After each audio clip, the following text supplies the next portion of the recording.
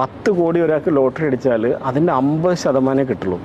അതാണ് റിയാലിറ്റി. 5 കോടി എല്ലാം കഴിഞ്ഞ് 5 കോടിയേ കിട്ടുള്ളൂ. 5 കോടി അക്കൗണ്ടിൽ ക്രെഡിറ്റ് ആവും. അക്കൗണ്ടിൽ ക്രെഡിറ്റ് ആവുന്ന അതിലും കൂടുതലായിരിക്കും. പിന്നെ ബാക്കി ടാക്സ് നമ്മൾ കയ്യിൽ നിന്ന് അടയ്ക്കണം.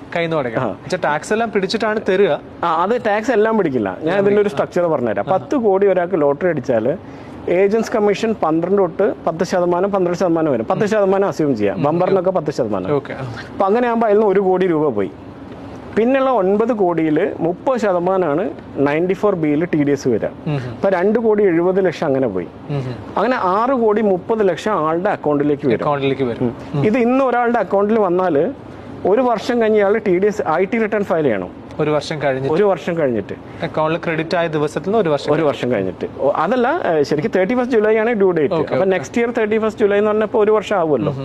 അപ്പൊ 1 വർഷം കഴിഞ്ഞിട്ട് ആൾ IT റിട്ടേൺ ഫയൽ ചെയ്യുമ്പോഴാണ് ആള് ഞെട്ടുക.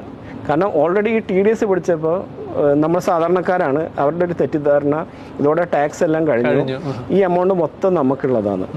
ബട്ട് 10 കോടി ഇനി ലോട്ടറി അടിച്ച ഒരാൾക്ക് സർചാർജും എഡ്യൂക്കേഷൻ സെസ്സും ഇനി ബാക്കിയുണ്ട് അടയ്ക്കാൻ. അപ്പോൾ ഈ IT റിട്ടേൺ ഫയൽ ചെയ്യുന്ന സമയത്ത് 5 കോടിയുടെ മേലെയുള്ള ഇൻകം ഉള്ള ഒരാൾക്ക് സർചാർജ് വരിക 35%. ഓക്കെ, അപ്പം അങ്ങനെ ആകുമ്പോൾ 37%. അങ്ങനെ ആകുമ്പോൾ പിന്നെയും 1 കോടിയുടെ അടുത്ത് അടയ്ക്കണം.